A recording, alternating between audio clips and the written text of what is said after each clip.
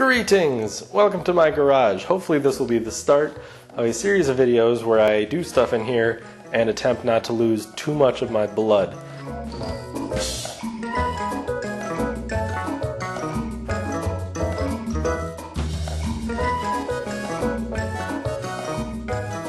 I want to learn metal shaping, metal fabrication, working on cars, all that kind of stuff. And I don't have all that much experience, if I'm honest. I've fixed stuff. If something breaks on my car, I'll fix it. I've bought a couple of things, stuck them on a car, but I don't really know how to make anything. And that's where this comes in. So I want to learn to shape metal in particular. It's my first goal. And someone online suggested I need a project. So how am I going to shape metal and get a project in a way that'll be useful that I can do? Start small. So I'm going to start with a rebody, a whole rebody of a car. That's not very small. So I had to get a small project. And here it is! A small project. It is a Jeep. The more astute among you may have noticed it's actually a toy Power Wheels Jeep. Those astute among you may also have noticed it is in a giant pile of parts, which I believe is the natural state of most Jeep projects. This Jeep comes with dashboard sticker, no windshield, spacious seating for two small children or perhaps amputees, a light bar, a hood that completely detaches, one hood latch thingy, and a complete steering rack.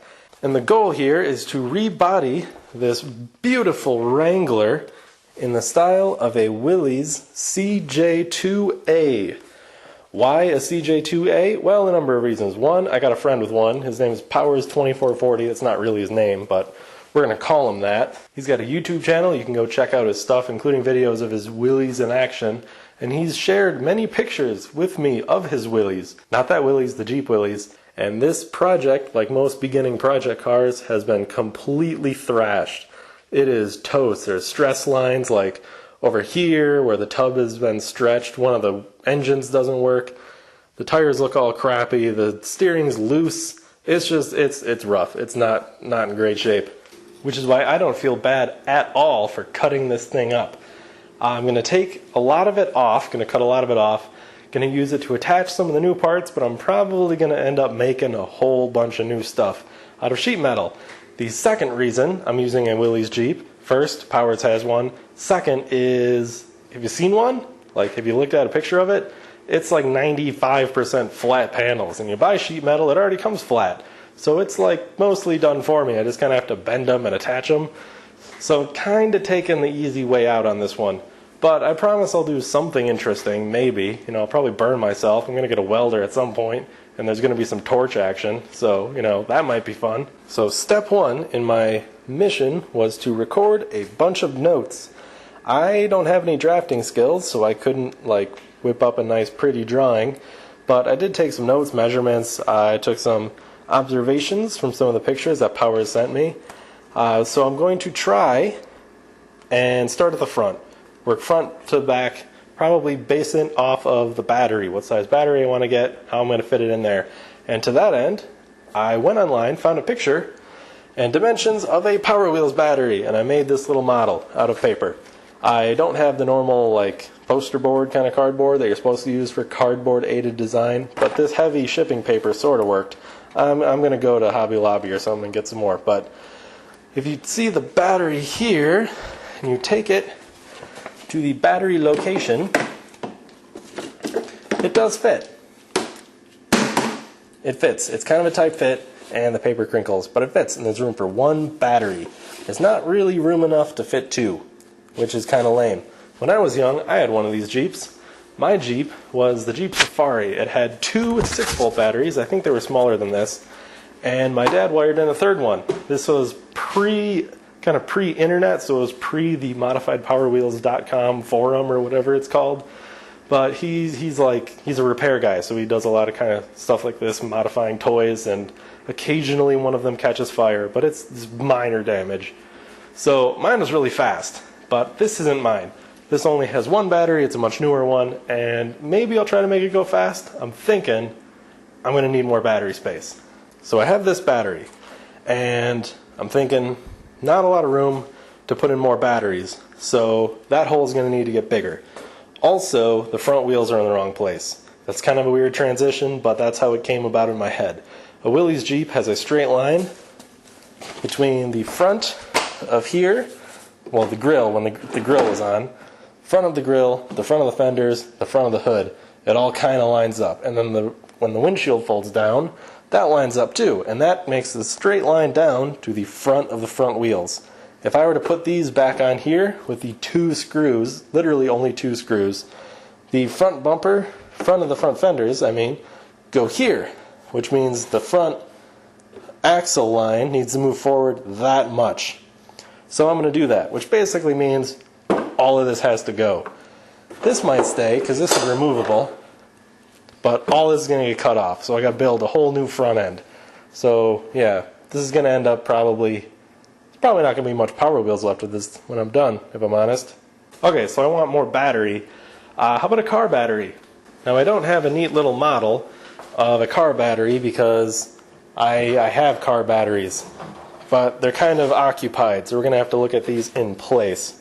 So measuring this in place on camera so I don't mix up what the measurements are. That dimension, like 7, little under 7, but we'll call it 7. This is like 9, but these little things bump out here, so that's more like 10. Height-wise, we got, what, 8 to the top deck. We're going to need at least another inch, maybe more, 9. Slightly more for clearance to the terminals. I do not know exactly what size battery this is. It came in the car when I got it, but I got another one I'll measure also, and yep, you know what? They are exactly the same size. Okay, that makes it easy. I'll just use that as my shape. I'll attach that later. That's not important. Okay, so now the question becomes, how much space do I have right now? Just as a look, 13.5, that's more than the battery. 4.5 less than the battery. And a little under 6. So there's a problem. I need 9 inches. The hood adds only about 2-ish. So that means this has to move forward. This can narrow, and this bottom might have to go down. Now there's a problem. That'll conflict with the steering rack box thing, whatever it is. But I'm going to stretch the wheelbase 2 inches, so maybe it doesn't matter? I don't know. Maybe I'll have to make a new one of those too. So that'll be fun. But to make the front of the grill line up with the front of the fenders and the front of the hood, I'm going to be moving this forward a few inches anyway, about 3 3/4-ish inches, which would give me, well, about 9 inches. Width is wider than I need, but if I bring that in, I can make the hood narrower, kinda, and that'll look a little more like the Willys Jeep, I'm hoping. Another factor that I noticed, the Willys Jeep doesn't have this sticking out all up and around the fendery parts. So I'm going to make the whole body this wide, not this wide. So I'm going to bring that in, cut that whole thing off. This will all be redone in metal, hopefully, assuming this doesn't become a failure and I don't lose a couple of fingers. So this will also move in too, because it seems like, and correct me if I'm wrong, Powers, the side of the front fender lines up with this. But this goes straight, bends in here, goes inward. The part that goes over the top that I removed and threw over there matches that. The hood bends at a slightly different angle. Before I know how to do all that, I'm going to have to start with the battery. And here it is. This is, of the 2 batteries, this one's the most dead, so I need to put it on a charger. But guess who doesn't have a charger? Because he sold it before he moved to this house because he didn't want to bring it with. This guy. So now that it's out, maybe I should get some slightly more accurate measurements. Yeah, 10 will be good. 7 1/4-ish will be good. Did I say more accurate? I meant slightly less accurate. And yeah, I call it 9 on the top, a little more with some clearance. So here's the problem I have. I don't have a battery tray. I mean, I do in the car I took this out of, but I kind of want to put the battery back in the car once it's charged. So I can't use that. I found a battery tray when I moved in. This house is full of junk. The garage, totally full. Found a battery tray for I don't know what. I also don't know where it went. So we're kind of at a problem here, which means I have to make a battery tray. So to make a pattern, I grab my roll of thick paper, and I'm going to attempt, this is an attempt now, to design a new part to hold this battery. It's going to be really simple, but it's going to be the thing around which the whole front end of the Jeep is based. Always make sure you have space and don't have junk bigger than the bench itself on the bench. Also, all this garbage. Garbage everywhere. And now it's on the floor. So to do this, I'm going to need some straight lines and measurement. I'm not going to be super careful. I'm just kind of going to get the base dimensions here with a little bit of wiggle room. Now I'm only going to eyeball this. So we're going to try not to screw up too badly.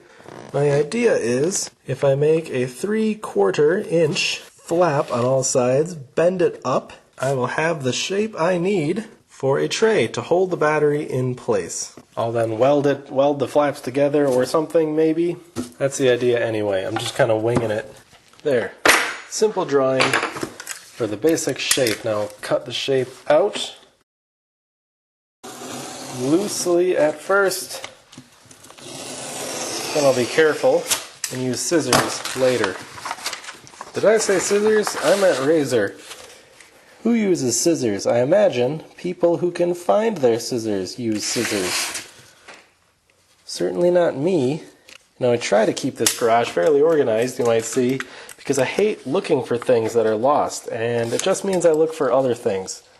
I don't have to look for a 10mm wrench because I know where it is. But scissors, who knows where those are at? Then I fold the sides up. I don't know why, but for some reason the pencil marks that I put in this paper make it fold nice and neatly along those pencil marks. So make sure the pencil marks are more accurate than your cuts that I just did, because those cuts were not real straight. Probably should use this as a guide, but you know, hindsight is pretty good, or whatever it is they say. And there we have it, a basic tray if I were to weld the corners together. I also need some method to attach this down, and some battery trays, like the one in the car I pulled this battery from, has one bolt dead center. I might do two, I don't know, haven't decided yet. Now this painter's tape is a little thick, so I'm going to make some thinner pieces of it with my wonderful safety knife. And there we have it, constructed. Next test is to see if it still fits the battery. Yep, looks good. Awesome. So that's the first piece made in paper.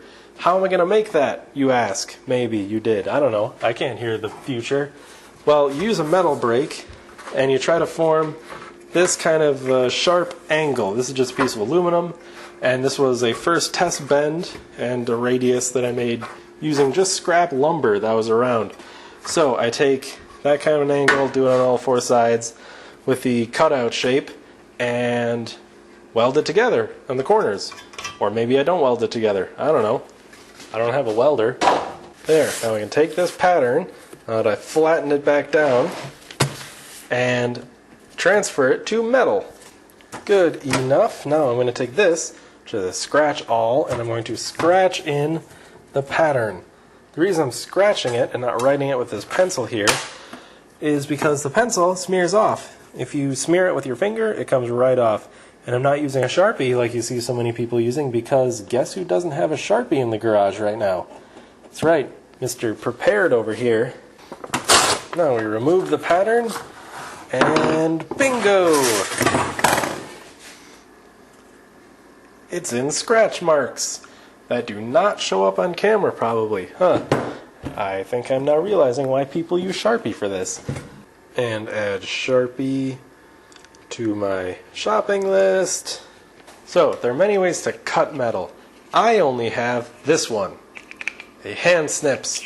There's multiple kinds of these. I think there's like right-handed and left-handed, depending on which side the snips line up. And they do different things as far as how the metal peels off when you cut. I have this one, so I do not get to choose which one is best for the job. I merely have to use this one. I just gotta hold it. It's not like cutting metal creates any sharp edges or nothing. Ta-da! First cut of this entire project. Only like 1,000,000 more to go, and my hand already hurts. This is a bad sign. What I failed to mention is that I am cutting steel, mild steel, cold rolled. I think it's 22 gauge. This is becoming tedious. Also, fun fact, a lot of the time now, when I wake up in the morning, I can't feel these 3 fingers. It's not so good, but it probably means this, cutting through metal, is not a good idea for my long-term health and well-being. So look at that! The first piece of the project finally cut out crappily, I might add, and also first blood drawn on this project right away. That's not a good sign. Anyway, I'm going to end there. We will continue later. I do have a bending setup that I've only tested on aluminum, so I don't know how well it'll work with steel. As I said before, it's made out of wood and some wood clamps, because metal brakes aren't cheap, as it turns out. So if I can make it out of wood, I will instead. But thank you for watching. I hope you stay tuned for the rest of the project. This is kind of a slow start, just one weird piece of metal, but I promise it will get more interesting.